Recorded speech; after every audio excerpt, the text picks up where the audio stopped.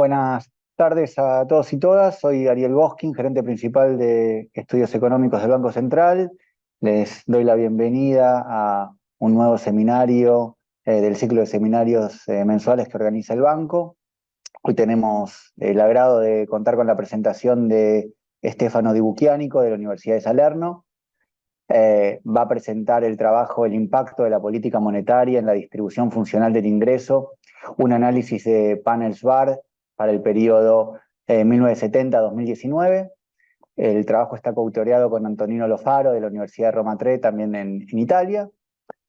Stefano es profesor asistente de Economía política de la Universidad de Salerno en Italia. Sus áreas de investigación se centran en el estudio del estancamiento secular, la política monetaria, la distribución del ingreso y la desigualdad, y también tiene contribuciones sobre historia del pensamiento económico. Sus investigaciones han sido publicadas en diversas revistas científicas internacionales prestigiosas, pese a su corta edad, digamos. Es un investigador muy prolífico y también es miembro del comité editorial de la revista Reviews Political Economy. El seminario se va a dictar en inglés, así que ahora voy a pasar a hablar en inglés, pero siempre las preguntas que tengan luego de que pasemos a los comentarios de Santiago Gán de la Universidad de Bari, pueden hacerse en castellano y yo puedo oficiar de traductor, o pueden hacerlas por el chat y yo le hago la pregunta correspondiente al autor.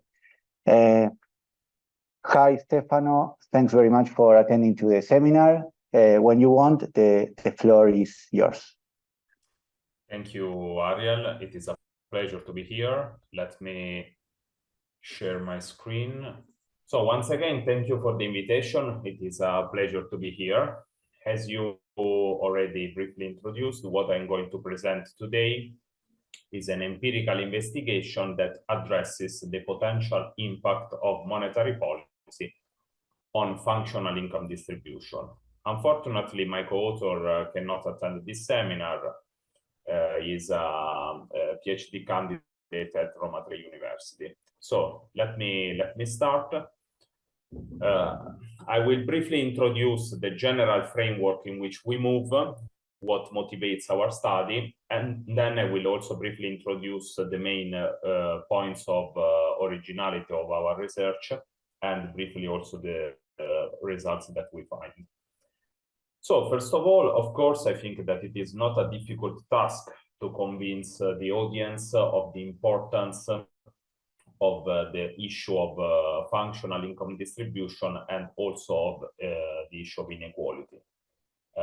These topics have always been very important, but in particular after the Great Recession, both in policy making and also in academic research, we have seen a renewed interest in these topics. So, for example, we can find several policymakers. I just mentioned in the slide Bernanke and Draghi in two speeches in which they highlight the connection between inequality, income distribution, and monetary policy. But also, if we look at available literature reviews, such as the one of McKay and Wolf in 2023, we also see that in the academy there has been an explosion of both empirical and theoretical research that focus on this connection. Generally speaking, there is no consensus in the literature on about the impact of monetary policy on inequality, as we are going to see in a short while. And in general, there is a focus that is more connected to the issue of personal income distribution rather than functional. The points in which we think that we can make a contribution, the specific theoretical point is to understand whether monetary policy can exert a long-run influence on income distribution. In the presentation and in the paper, when I speak of income distribution, I mean the level of real wages and the labor share of income. Therefore, we want to see whether monetary policy can have a long-run impact on these variables. In a nutshell, what we do is first, as I just said, specifically address this point. Second, use a panel SVAR methodology applied on a data set of 15 advanced economists that covers the time span of 1970 to 2019, which is something that has not been done so far. And third, we pose a special attention to two potential channels of monetary policy that are the cost channel and the labor market channel. Briefly on the literature, in the first part of the paper, we summarize some of the main results that we find. As I was mentioning before, for example, in the Journal of Economic Surveys, we find the literature review of Colciago and other authors, in which they stress that so far we have mixed evidence about what can be the impact of monetary policy on income and wealth inequality. There is also something that adds to this uncertainty is the fact that recent studies also have to address the distinction between periods of conventional and periods of unconventional monetary policy. Therefore, beyond the several channels to be covered, there is also the choice of what specific type of monetary policy to be taken into account. More specifically on the European case, we find another review of Doske and other authors that seem to believe that at least in the European case, the European Central Bank expansionary monetary policy of the last periods act to curb income inequality. Although this, as we know, it is beyond the specific mandate that is followed by the European Central Bank. The two most recent literature reviews that we address in our paper are the one of McKay and Wolf that I mentioned before, in which they, in my opinion, in a very concise way, they are able to sum up the possible effects of monetary policy by saying that, generally speaking, if we differentiate throughout social groups that are impacted by monetary policy, we can see how low-income households can benefit from a tighter labor market. In this case, of course, they are speaking about not a contractionary but an easing of monetary policy. Middle-class households can be seen as benefiting from lower mortgage rates, while wealthy households benefit, of course, from capital gains on assets. At last, there is the focus also of the literature review appeared in the Review of Political Economy this year of CAPES, in which there is, as I'm going also to quote later, there is the specific distinction between the studies concerning personal income distribution rather than functional, and the aspect also he stresses the fact that usually monetary policy is supposed to have impacts only in the short run. Therefore, this is a sort of state-of-the-art through which we open the field in our paper. By going through this literature review, we stress in particular 3 points. Of course, the several aspects to be taken into account, the list of several aspects to be taken into account is much broader than this, but we wanted to pick 3 specific points of our interest. The first one, as I was just saying, is we see how there is a supposition for monetary policy. It is a sort, if you wish, it is a sort of working hypothesis, in the sense that usually the literature on the topic starts by considering for monetary policy the possibility to have effects, real effects, only in the short period. Therefore, again, by looking at Colciago and other authors, they say that over the longer horizon, in general, the distributional impact of monetary policy is likely to be to net out over the cycle, and therefore, in the longer term, there are other elements that matter the most. For example, labor market, institutions, fiscal policy, and other elements. This is, of course, something that is stressed by CAPES, and therefore this is our point of connection with this literature, because this is what we are going to check whether there is the possibility for monetary policy to operate also in the longer run. The second point we stress is the fact that there is a dearth of contributions in terms of studies about functional income distribution. We highlight both what we call an absolute and a relative dearth, in the sense that if you compare studies focusing on personal rather than functional income distribution, those that focus on personal income distribution are much more, they are more in number. But if you focus only on functional income distribution, the list in itself is composed of only a few papers. There are notable exceptions, such as the ones of Cristiano and other authors in 2 different papers. But in particular, what we recall in the literature review is the contribution of Cantor and other authors in 2021, in which they indicate that restrictive monetary policy has a negative effect on real wages and labor productivity. And this is the paper on which we based the reasoning of our analysis. And as we are going to see, also our results seem to be in line with what they do. Third and last point, it is apparent the complete overlook in this kind of literature of the possibility for monetary policy to have supply side effects. So in this case, we refer to what it is called in the literature the price puzzle. Therefore, the possibility for restrictive monetary policy to have a supply side effect, such as that the price-wage ratio can increase after a contractionary monetary shock, and therefore, with given nominal wages, this can also engender a fall in the real wage level. There is a long list of articles that stress the possibility for this channel to operate.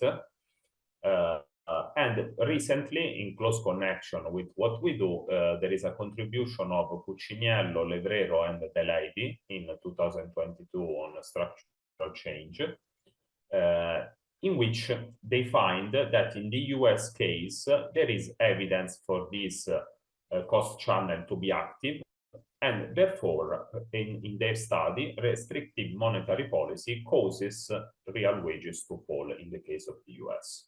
Therefore, what we want to stress is the fact that we think that this channel can matter in light of what we do. So this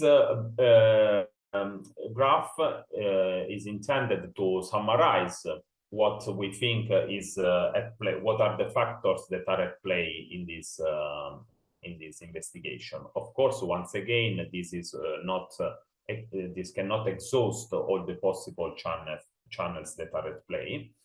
However, briefly, we believe that the cost channel that I just mentioned works in the sense of a contractionary monetary policy shock to have a supply side effect on several variables, among which we find, for example, the cost of working capital for firms, the level of rents, and so on. This has a positive impact on the price level, and therefore, supposing sticky nominal wages, we expect the real wage to fall after a contractionary monetary policy shock. The same shock also operates through what we call the activity level, in the sense that contractionary monetary policy is expected to slow down economic activity. And this also intersects with the labor market channel, in the sense that a slowdown, a persistent slowdown in activity, is supposed to cause unemployment to rise, and through the bargaining, possibly reduced bargaining power of workers, we expect also either a fall in the nominal wages, or also, perhaps more likely, a slowdown in the rate of growth of nominal wages. And therefore, we can expect a somewhat definite negative effect on the level of real wages. But when we want to check what happens to the labor share, in that case, we consider the labor share to be the ratio it is possible to express the wage share as the ratio between the level of the real wage and productivity. And therefore, in that case, we must understand what is the relative effect. Therefore, whether contractionary monetary policy exerts a stronger effect on real wages or productivity. Therefore, the final outcome in terms of the labor share is a priori indeterminate in our framework, because it is the result of this relative effect on real wages and productivity. Now, what we do, as I was saying, is to build this data set that covers 15 advanced economies that you find listed below in the slide, that is composed of annual data spanning the period 1970-2019. And you find in the table the sources and the variables that we used, and the ordering in which they are presented matters, because it is the same ordering that we will use when we turn to the empirical strategy. Therefore, we have as a proxy for monetary policy the level of the short-term nominal rate of interest. Then we have an index for energy commodities prices that I will understand later what is its specific meaning in our analysis. As a measure of activity, economic activity, we have, as a measure of the price level, we use the GDP deflator. In the robustness checks, we also use the CPI. As a measure of the real wage, we have the real compensation per employee. Then for activity, we use, to proxy the activity level, we use a real gross domestic product. As an indicator for the stance of the labor market, we use the unemployment rate. And finally, from AMECO, we use the adjusted labor share as a measure of the wage share in total income. What we present in the paper is a brief look at data. Of course, in order to better visualize trends in some variables, we restrict what we show to some major countries as the ones that we find in this slide.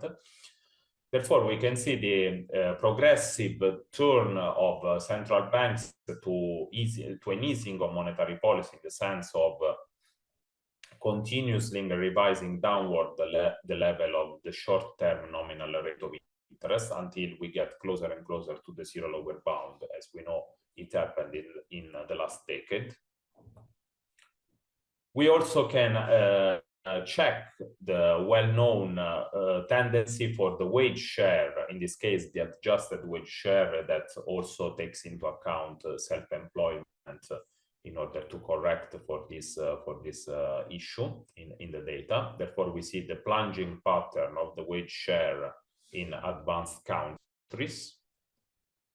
And then we just show an index for the level of real wages. We converted everything to an index in order to check for the difference in currencies and so on. And therefore, we also see the progressive rise over the years. Apart from the case of Australia, the progressive rise of the real wage in advanced economies. So once we show this descriptive evidence, and having built the data set, we turn to the empirical strategy, and we chose to employ a panel SVAR methodology that has been proposed in 2013 by Pedroni. And the main advantage of using this methodology is the fact that through the construction of both idiosyncratic and common shocks, when we use a panel of countries, we can, by a sort of a construction of a sort of weighted average of shocks across all the economies that are included in the panel, we can have that our analysis takes into account specific shocks that are relative only to each single economy that we have in the panel, and also common shocks that it's all the panel at the same time. In order to identify the structure of the empirical analysis, as I was saying, we use the same ordering that you have seen before. Therefore, in this case, in order to list the variables according to their supposed degree of exogeneity, we have that we go from the short-term nominal rate of interest, which is supposed to be the most exogenous variables, until the labor share, that is the most endogenous variable.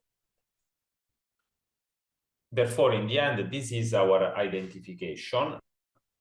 So from an exogenous shock to the nominal rate of interest, we have the effect that we supposed before, that I was mentioning before, on the level of prices. This has an effect on the real wage level. Then there are the effects on both activity levels, therefore the GDP, and this is, as we know, is closely tied to the unemployment rate, and in turn this operates to so as to hit also the labor share of income. We suppose our identification to set the nominal rate of interest as exogenous, because we resort to a Cholesky factorization in order to set up the analysis. And in this case, what matters is the fact that we have annual data. Now, when the frequency of the data is quarterly or even monthly, there is the possibility to suppose that the interest rate is more endogenous with respect to what we suppose here, because the central bank on a quarterly or monthly horizon can take into account in their decision on the level of the rate of interest what happened to the price and activity variables. With annual data, this is not possible because the central bank does not have over the year, the central bank does not have already information about those variables, and therefore when we turn to annual data as we do, we think that it is better indeed to consider the rate of interest more endogenous. Therefore, in our setup, what happens is that this strategy is mostly driven, apart from the theoretical reasons that I was explaining before, but also it is driven by the nature of the data that are available.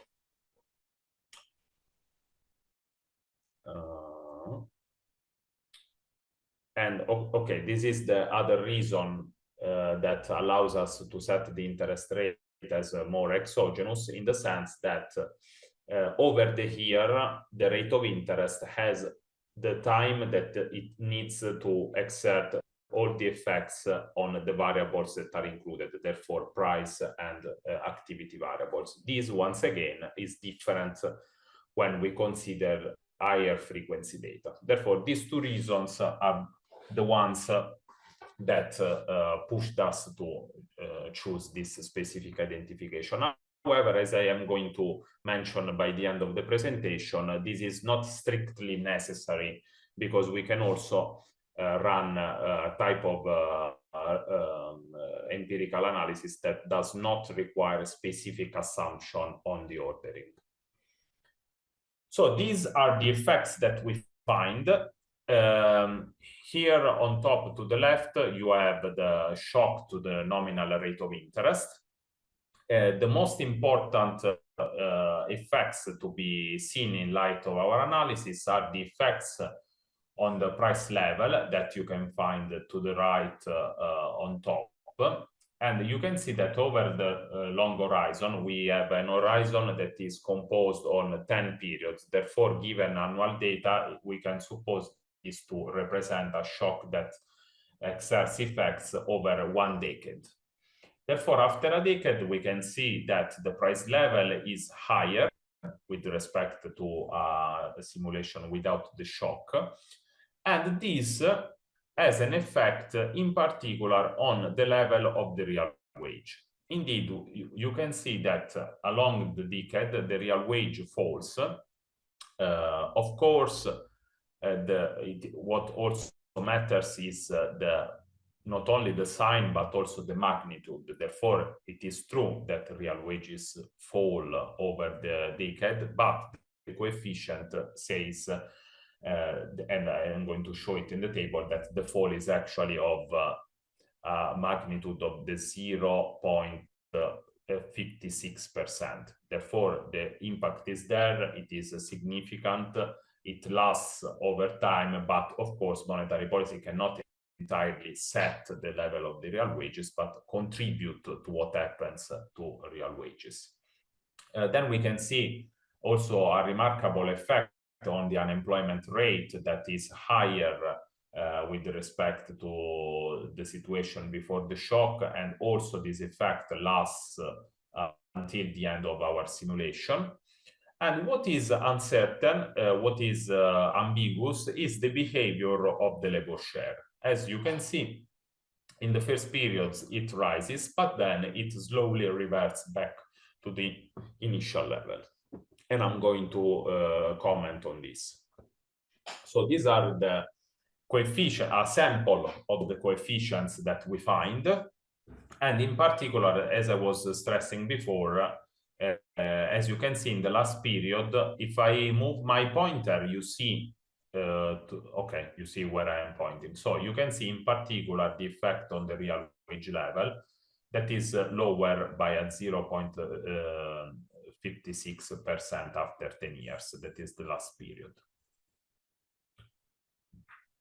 Now, at first, as I was saying, we focus in the comments on what we call the cost channel. Therefore, we get a positive and lasting increase of the GDP deflator. Activity indicators react as well. Therefore, the GDP level persistently falls, but then it stabilizes to a lower level.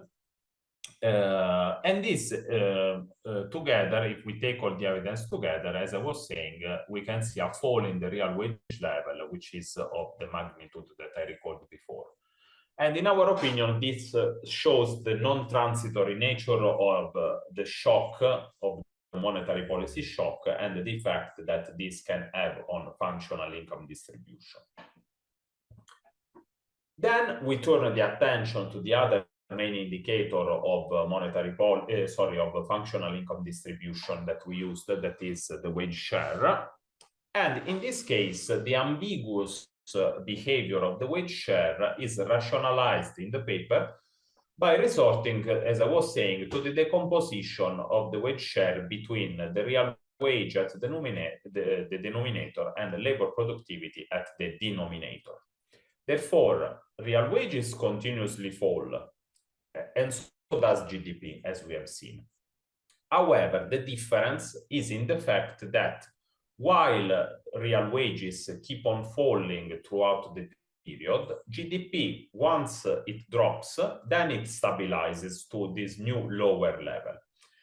Therefore, while in the beginning the shock is such that there is a rise in the labor share, then the fact that GDP stabilizes while real wages keep on falling lets the labor share progressively go back to its initial level. And this is also the theoretical decomposition that is used also by Autores, that find basically the same result when they run single country estimates, but basically the strategy that they use is the same that and indeed, as I was saying, we were inspired by them in our empirical analysis.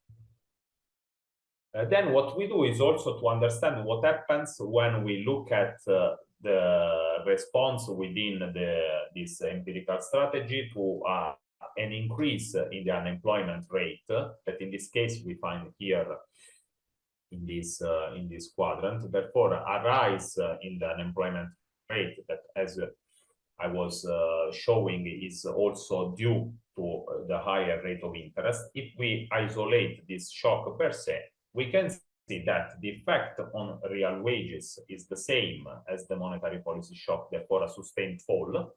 But what is interesting is that in this case, the labor share falls and it does so unambiguously. Therefore, there is a continuous fall throughout the period when we consider the direct effect of a rise in the unemployment rate.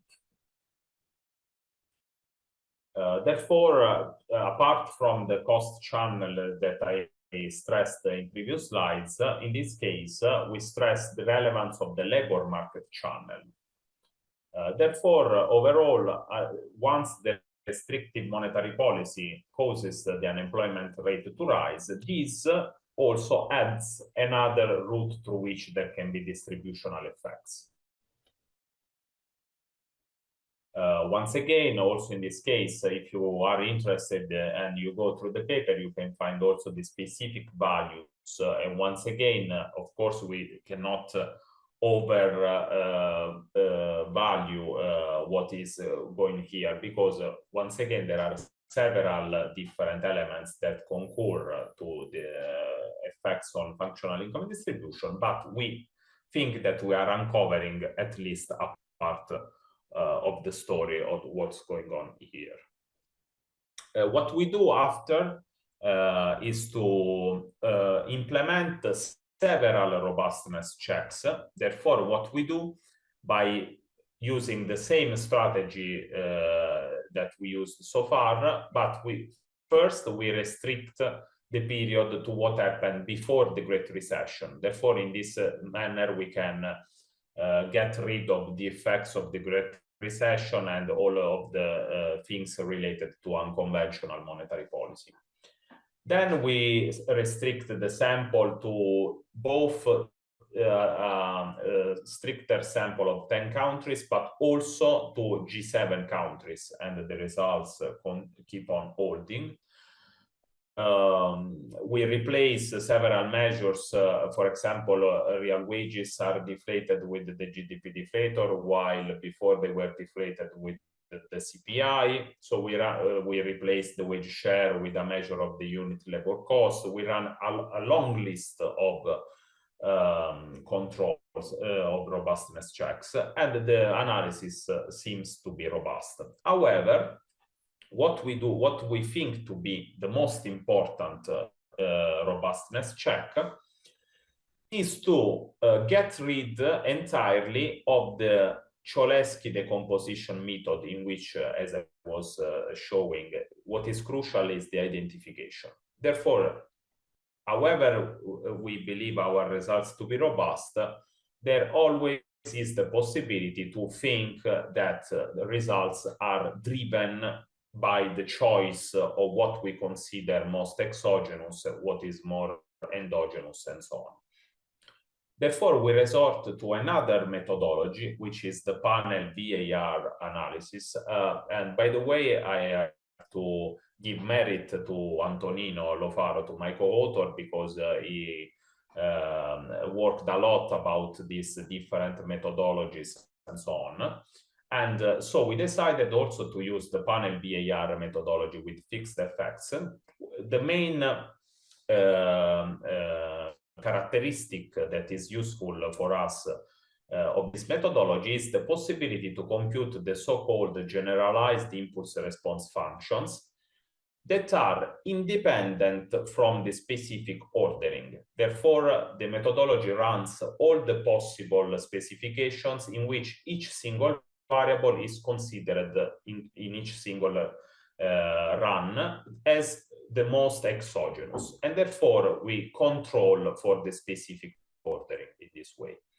As we can see, and I'm going then to the conclusions, the generalized impulse response functions that do not show something particularly different with respect to what we have seen so far, in the sense that a restrictive monetary policy shock again causes in the long run a positive response in the price level. there is a fall in the level of the real wage. There is a fall in activity, therefore a fall in GDP, a rise in the unemployment rate, and an ambiguous behavior of the labor share that in this case, by the end of the period, falls. Just one thing that I did not mention before, the inclusion of the commodity price index is meant to address a specific point related to the possibility of having the price puzzle as a sort of misspecification in the VAR. Therefore, mainstream authors devoted a lot of studies trying to understand whether the positive correlation of interest rates and the level of prices can be due to the fact that you are not including some fundamental element that central banks take into account. The inclusion of the index for price of commodities that are imported is often used as a proxy for including something that captures this element. However, we include this in all the specifications, and it seems that it does not cancel out the cost channel.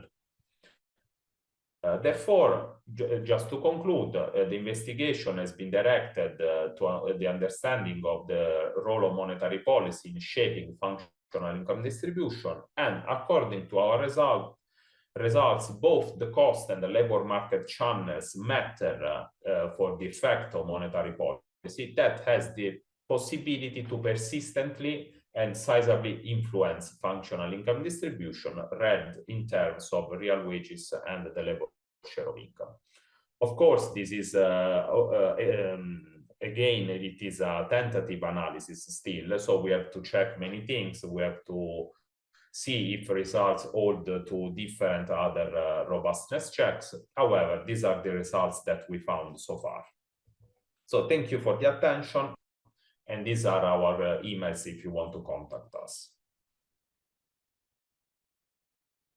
Thank you very much, Stefano, for the very interesting presentation. Now we can come to Santiago's comments, and then we can open the floor for Q&A, for a Q&A session. Recuerdo que si hay alguien que quiera hacer alguna pregunta y quiere dejarla en el chat, yo puedo ir traduciéndola en su momento. Well, first, I would like to thank to the authorities of the Central Bank and Ariel Bosking for the invitation to discuss this paper. It's such an honor, honestly. And well, thank you, Stefano, for the presentation. I have been reading the paper and I really enjoy it. And you know, it's a very good paper in my view, and it's well written. So it's difficult to comment a paper like this one, because I think it's very good. So I have some kind of comments that are more related to a kind of fine-tuning of the paper, or maybe related to, you know, trying to inspire future research or things like that. I hope you find them useful.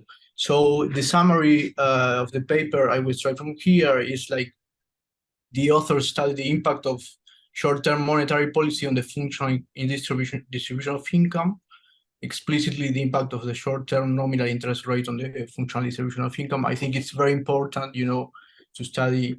I mean, this paper is very important in the sense that studying monetary policy and the impact on functional distribution of income is important in my view, because as you said, there are many papers on personal distribution, but not so many on functional distribution.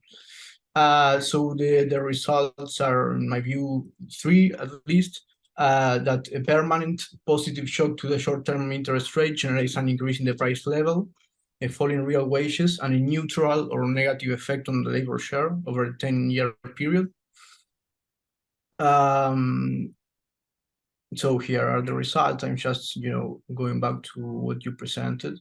We have a response that is positive to the level of prices, a reduction in the real wage, and then positive but then neutral to the labor share. in the first, methodology. Then you have another result.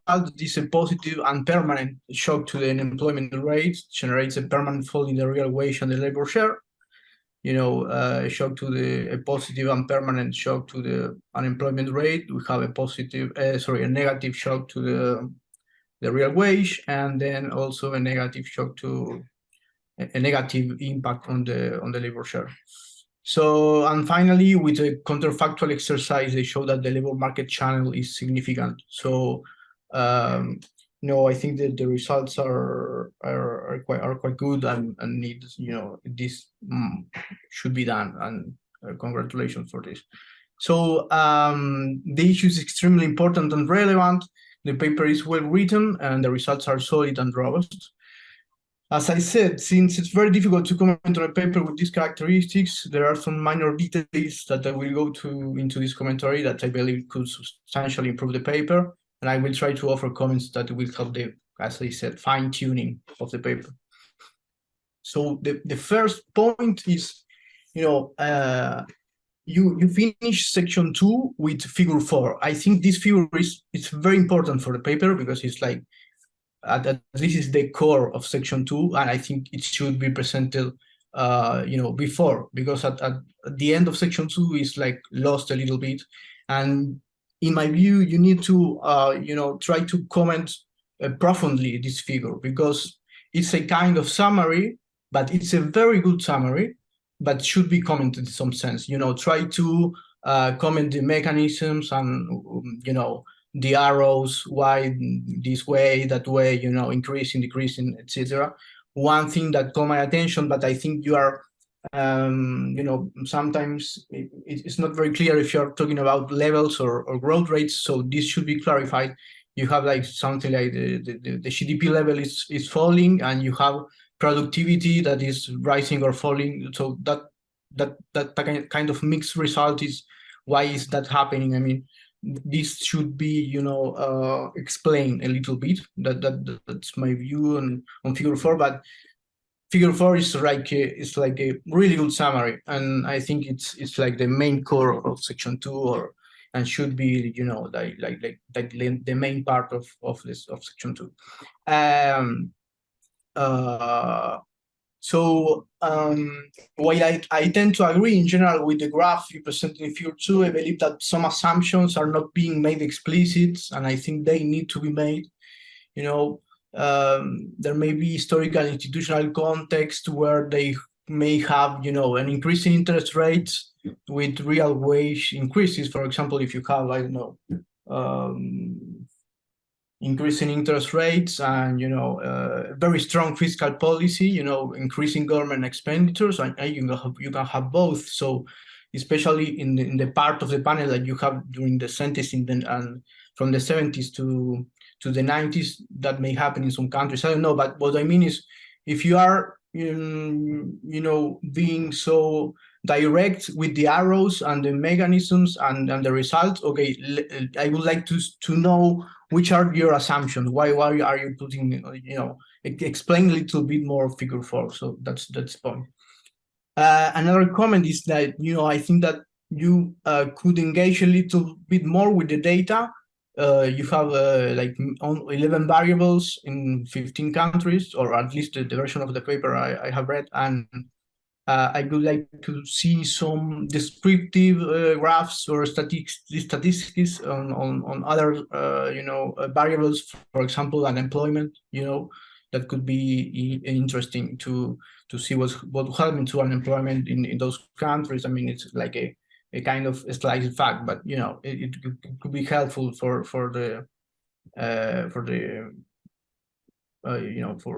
explaining a little bit better the results too. At least in the version I had, there are two variables, like trying to represent the labor share, and in the end it was not very clear for me which one you use in the end, but in the presentation it was very clear that you are using the adjusted labor share and not the unit labor cost, or at least you left the unit labor cost for a robustness check. So I assume that the figures 5 and table 2 and I mean the results are related to the adjusted labor share, so that's fine for me.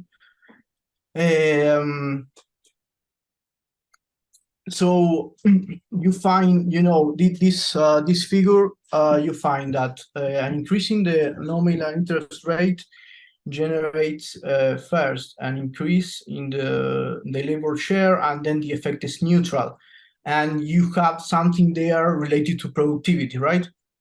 So I was wondering that maybe I don't know, maybe in an appendix or on future research, you may try to explicitly treat the productivity effect. That you have, I think in the data set you have, it's like probably you can produce this variable. So it could be great if you engage with that, if you include productivity as a control, or maybe inside the impulse response function. I don't know, it's just an idea to go deeply on the paper. Another thing that I think deserves a little bit of explanation, or at least a comment, is that you included a control for inflationary expectations. Let's say it's this variable, the commodity price variable, right? So you find that an increase in the short-term interest rate increases the commodity price, or there is a kind of positive relationship. But then in different models or with different strategies, you have a different result.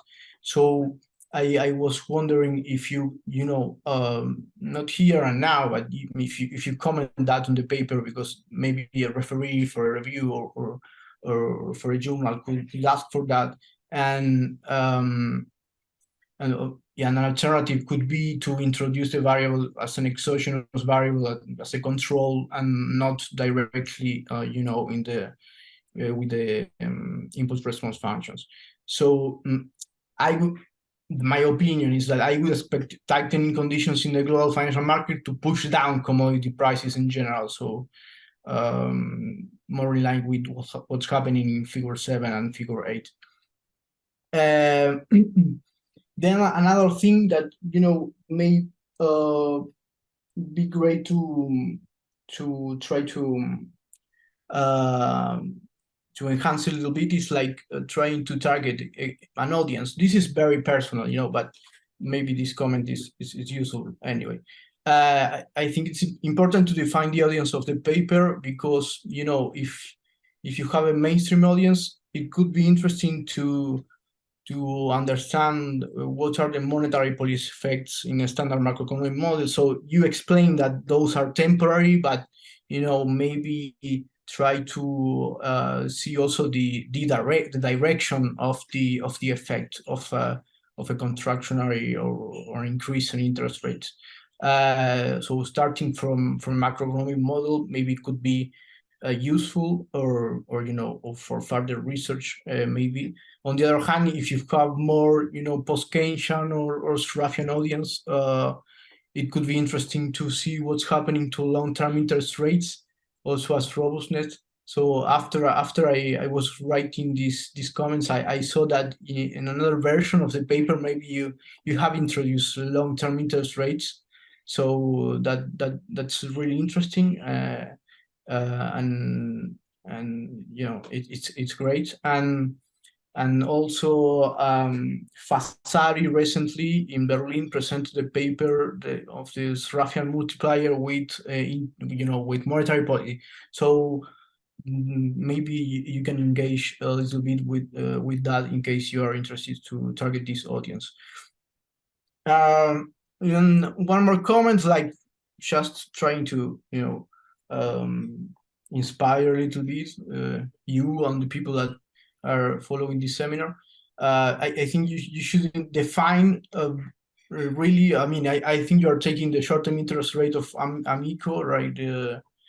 But I would like to see what's the definition they are using in the short-term interest rate. Is that the policy rate of the central banks? is that or not? I mean, I would like to read about it. What's the definition of short-term interest rates in your paper? You know, it may happen that sometimes the market is a little bit ahead of the policy rate, and you know, I think you're using yearly data, and this should not be a problem. But you know, some reviewer may say, okay, but sometimes the market is ahead of the central bank, you know, 6 months or whatever, and you are not taking into account that.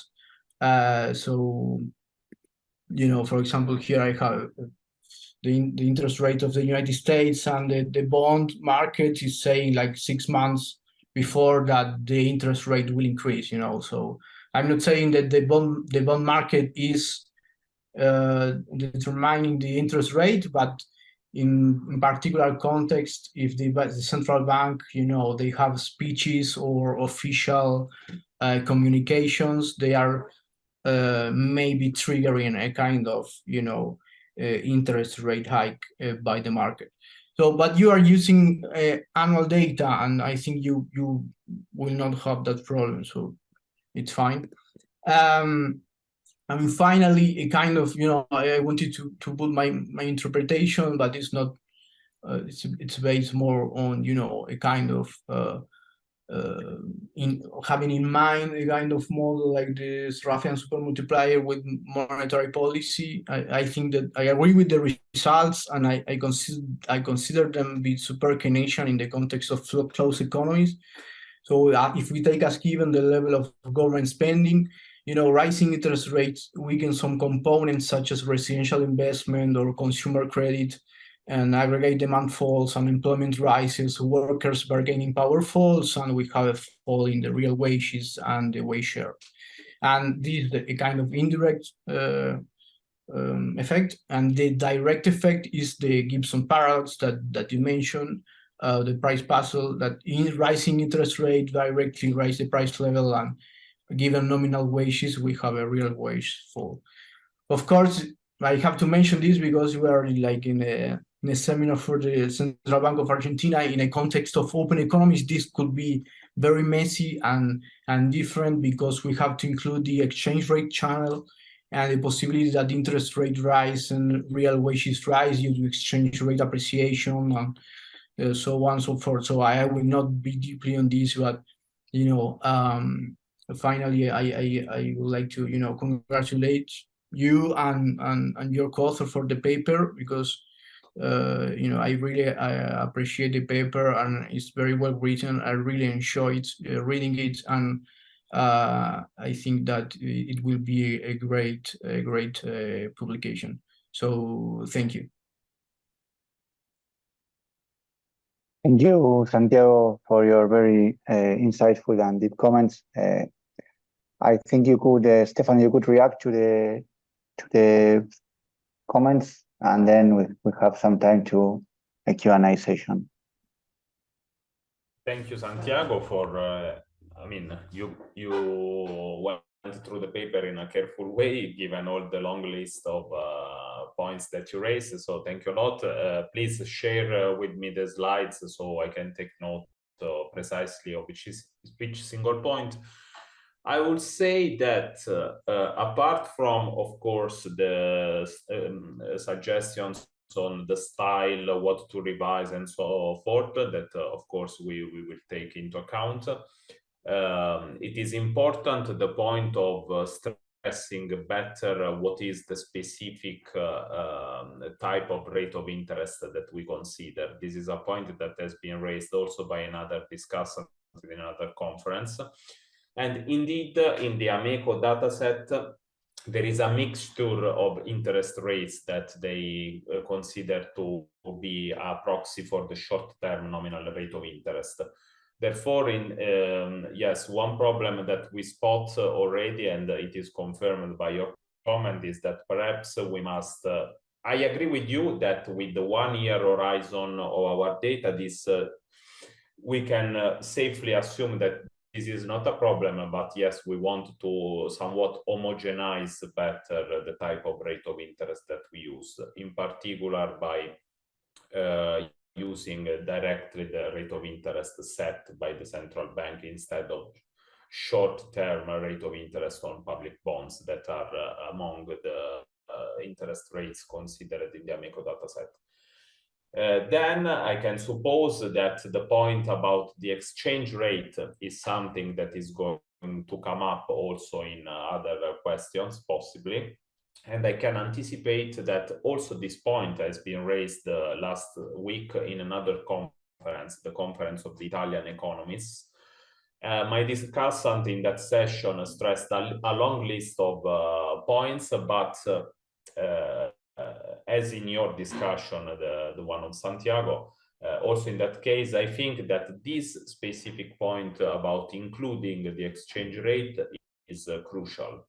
First, because as you said correctly, it contributes to determine things in the cost element that enters our analysis.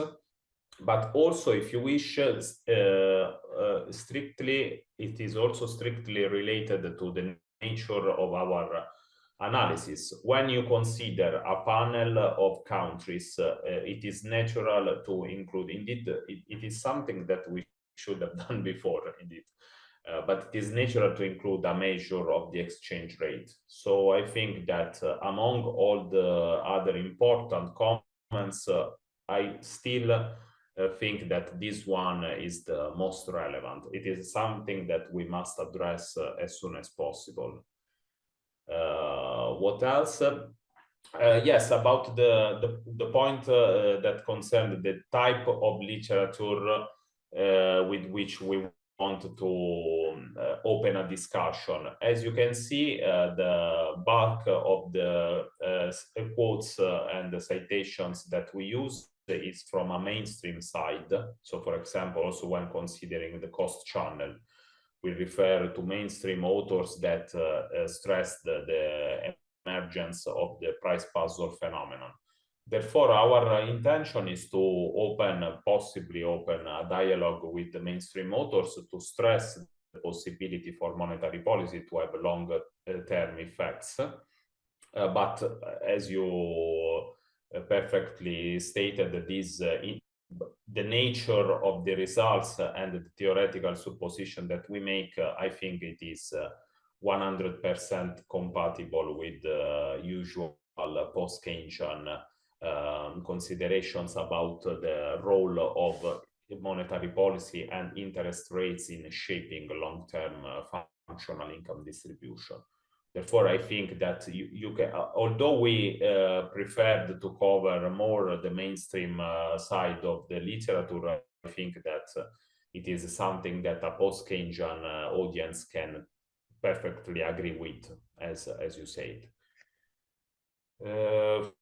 I think that more or less these are my immediate responses, but once again, given the long list of comments, please share the slides so I can get through them in details. Thank you. Thanks to you, Stefano. I will share the presentation for sure. I don't know if we have any questions from the audience. Si tenemos alguna pregunta.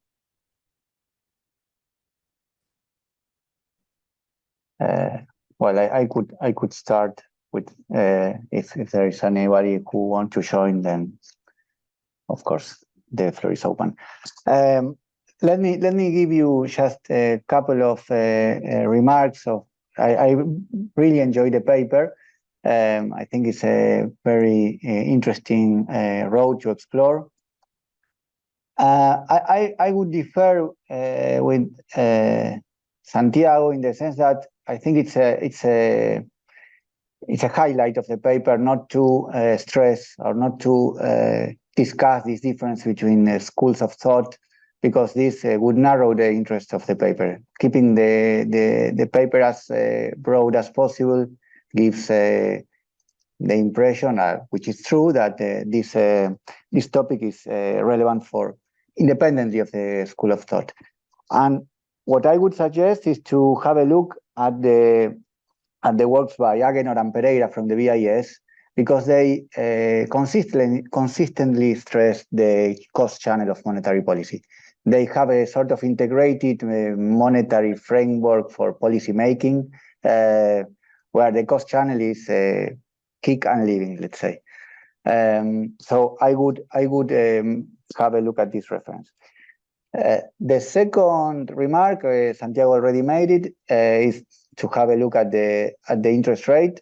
At the exchange rate, because it's of course it's working may imply some differences for open and closed economies and small open economies, because you have the cost channel implied in the exchange rate. I mean, you appreciate the exchange rate and you decrease the price of imports, but if you you are a price taker economy, you also have an appreciation that decreases the selling price of the commodities you sell and consume. So this might have two different effects in the economy. Actually, this is what we find in our empirical studies conducted here in the bank, that an exchange rate, an interest rate increase may have a decreasing effect on inflation and therefore a boosting effect on real wages. Of course, we have a complex economy, a complex exchange rate setting, so this can be must be taken carefully. But perhaps dividing the economies between open and smalls can be of interest and can give some light on this aspect, because it's not the same for an economy like the United States or a big economy like Germany than for small and open economies like the periphery of Europe. And finally, I have a question that I would like to understand better.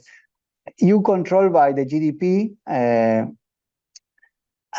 but you may, I don't know, maybe I'm mistaken, but you are imputing, you have the role of the autonomous components of aggregate demand. Let's take it for sake of simplicity, public expenditure. So maybe you have an increase of interest rates simultaneously to a decrease in public expenditure.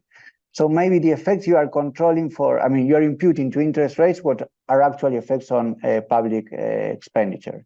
Perhaps by changing the Cholesky composition and having the GDP, this is solved, but I would like to understand what is going on there, if you have thought about it.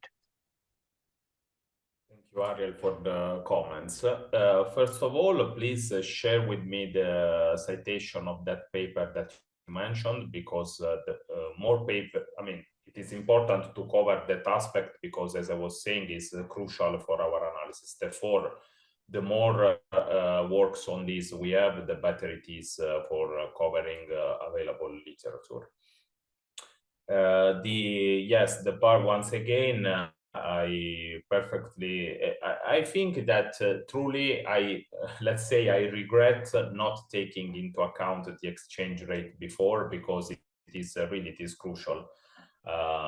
It is only a matter of the fact that this presentation comes 1 week after the other one I made last week, but also in that occasion, as I was saying, when this point came up, I was struck by it, because it is unavoidable, let's say.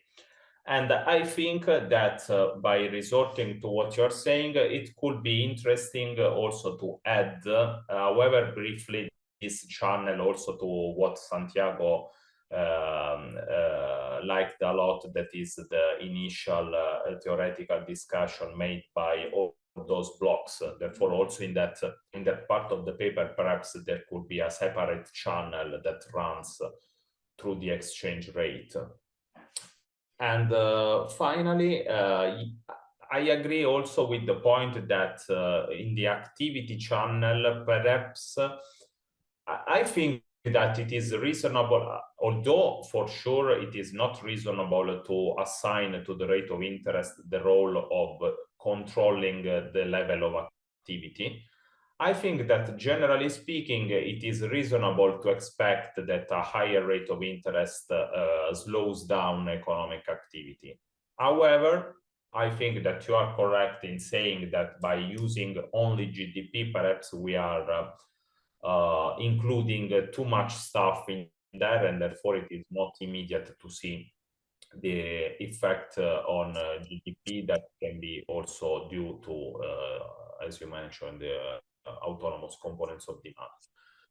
I think that it would not be, given that we are thinking about including the exchange rate, perhaps including also other variables would make the overall VAR too cumbersome, but perhaps we can try replacing, for example, GDP with public expenditure in order to isolate better that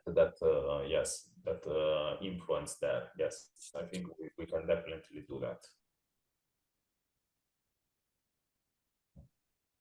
Thank you, Stefano, for the replies. ¿Alguna pregunta? ¿Algún comentario?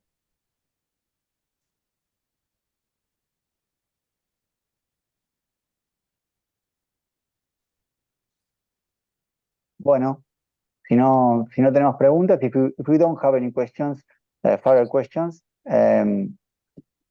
podemos dar por terminado el seminario. I would say that there are some people working in the bank that would have some concerns about the methodology, but I am not the expert on because they like more long-run analysis, co-integration analysis, but if they don't ask the questions, I would leave it at that. Thank you again. It was a very nice seminar. And bueno, terminamos acá. Les agradezco mucho a todos y todas la participación. Vamos a subir la presentación de Stefano a la página junto con el trabajo, si Stefano está de acuerdo, para que todos puedan acceder, como hacemos habitualmente. Y bueno, contamos con la próxima participación de todos ustedes en el próximo seminario. Ariel, perdón, hay una pregunta que dice, ¿dónde se pueden leer más trabajos de Stefano? Creo. They are asking where we can read your further work. There is already a working paper version that is available, but that one is the very first version. Therefore, if you can freely access that if you go on Google Scholar. But if you want the last updated version, you can write an email to me. I can share it without problems. And they are also asking for further work. I mean, your previous contributions. Okay. If you, I think a lot of them are available. If you Google me, you can on Google Scholar. A lot of them are available. If you are not able to access them, please write me an email. I can send you whatever work you're interested in. Bueno, muchísimas gracias. Gracias a todos y todas de nuevo y damos concluido el seminario. Thank you very much, Stefano. Bye. Thank you. Gracias, Santiago. Nos vemos. Muchas gracias a ustedes y un saludo a todos y a todas.